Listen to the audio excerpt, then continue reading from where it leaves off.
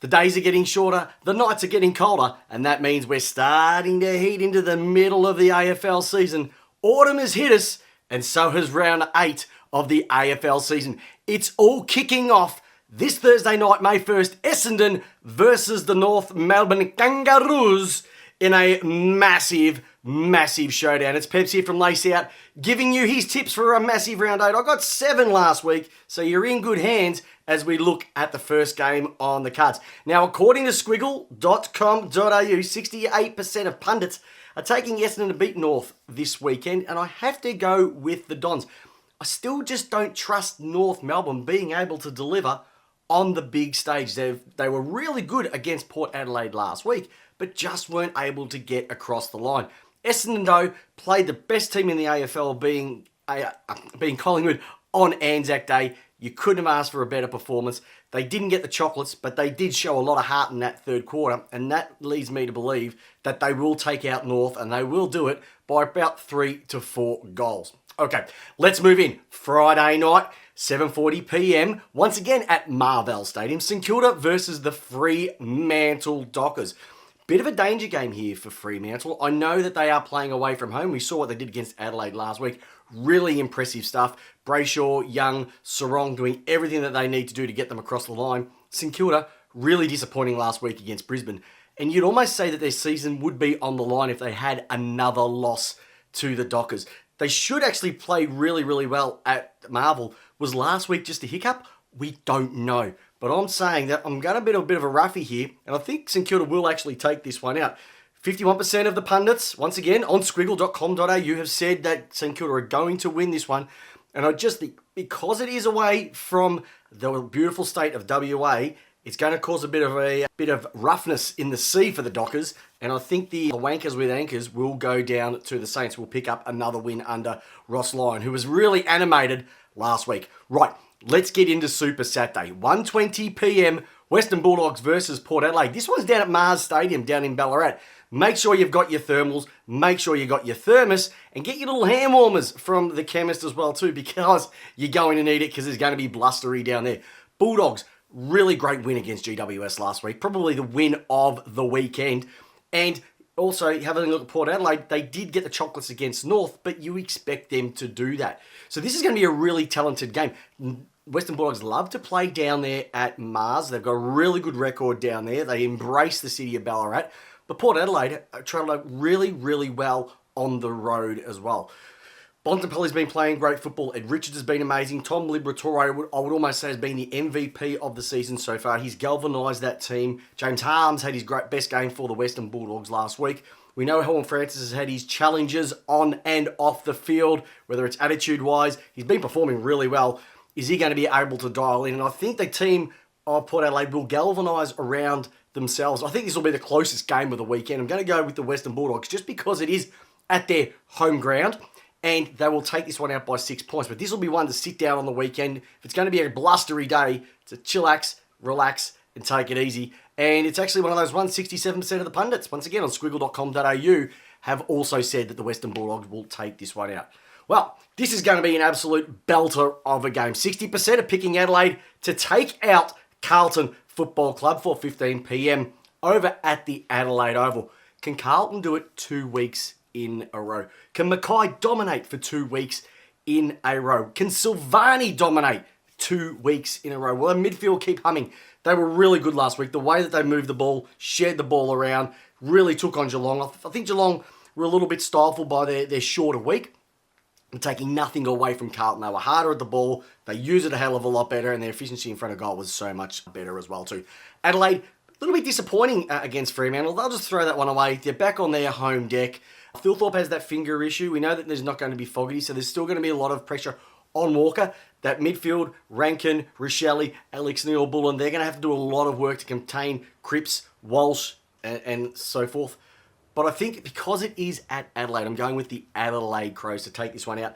I would say no more than 3 goals, but this will be a really tight one.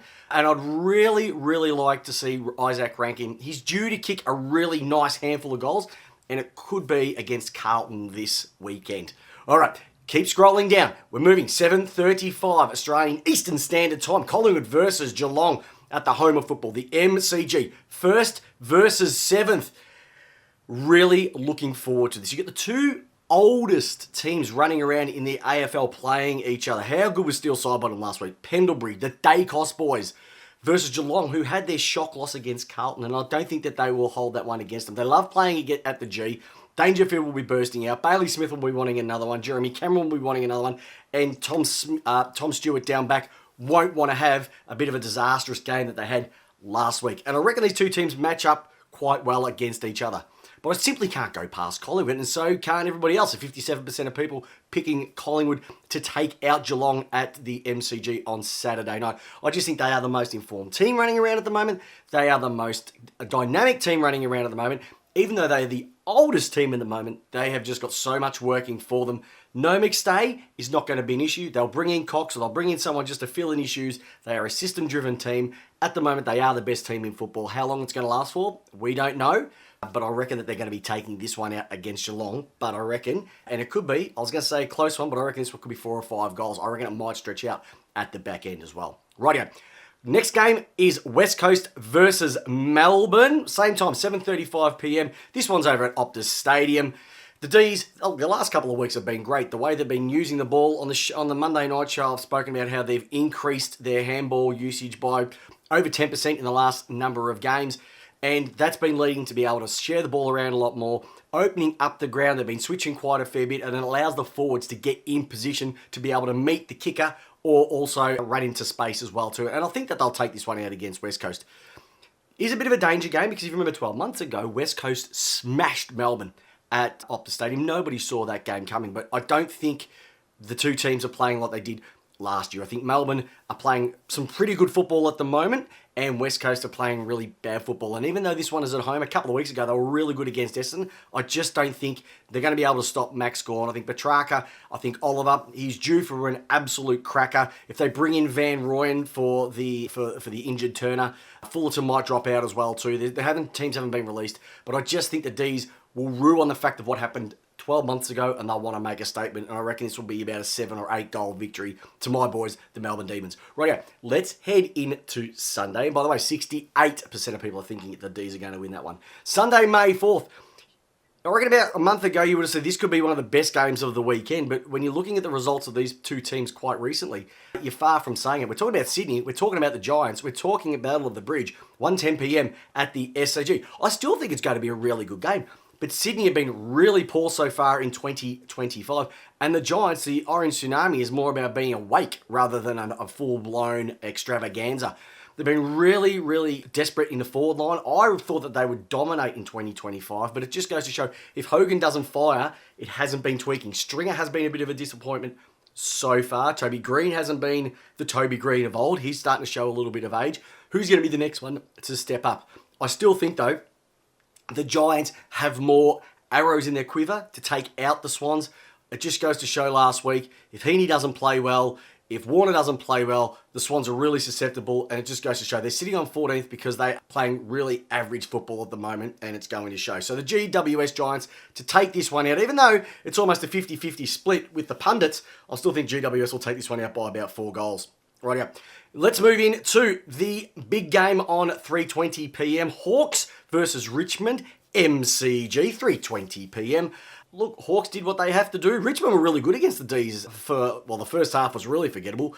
Their last 10 minutes of the game, they did really stack it onto the D's, kicked 4 goals in that last 10 minutes while Gawn was off the ground. But the Hawks are a different calibre of team, and I think that they will do this quite easily.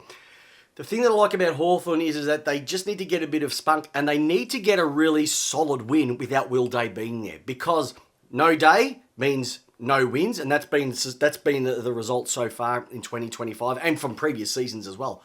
But I just think the Hawks are setting themselves up okay. They're not playing super great football, but they'll have to take out Richmond. Richmond, I think, exceeding the expectations. I think their rebuild is going a hell of a lot better than North Melbourne. And if you look at all the kids that they brought in, Lawler is going to be an absolute jet. They've got so many different options. And when you've got Broad, when you've got Nankervis, when you've got Taranto, Hopper supporting the young crop coming through, I think Adam Uze is going to be holding his head high over the next number of seasons. But it won't be happening this week. The Hawks will take this one out by 8 goals. And once again, 90% of people are saying that the Hawks will win, and I think that actually should be a little bit higher.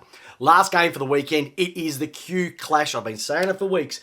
The graveyard shift is the best time to watch football, and it's happening once again because we are talking about the Brisbane Lions versus the Gold Coast Suns, all the way up there at the Jabba the Hutt, 7:20 p.m. Sit down, chillax, enjoy potentially an absolute ball terror. If the Suns are the real deal, the third place team versus the second place team, this is the game that they need to win. These two teams don't like each other. The Suns want to show that they are the premier team in Queensland. They want to show the Lions, hey, you've had your time, it's now our time. This is a perfect opportunity for them to do it. I really think it's going to come down to the forward lines. I think the midfields work really well with each other.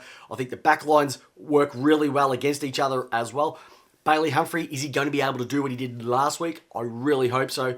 Rioli and Noble of halfback are a massive inclusion for the Suns this year. They have almost transformed this team another year on debut. And I'm actually tipping the Suns in an upset.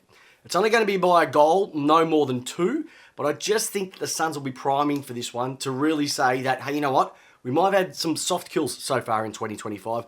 But if we can take out the Lions on their home deck, who, let's be honest, they've been getting the wins but haven't been playing the best level of football, the Suns can hold their heads up high to take out a win. Like I said, no more than 2 goals. And I expect Touk Miller, who's been a little bit down on form over the last couple of weeks, to have an absolute blinder. But Miller versus Neal, Rowell versus Zorko, McCluggage versus Anderson. Where do you stop? McInerney versus Witts. So many contests across the ground. It is going to be a cracker of a game. And people are picking Brisbane. 62% of people on squiggle.com.au are taking Brisbane to win this one. I think the Suns are a massive show, 2 goals or less. Well, there you go. My tips for starting to get a little bit chilly.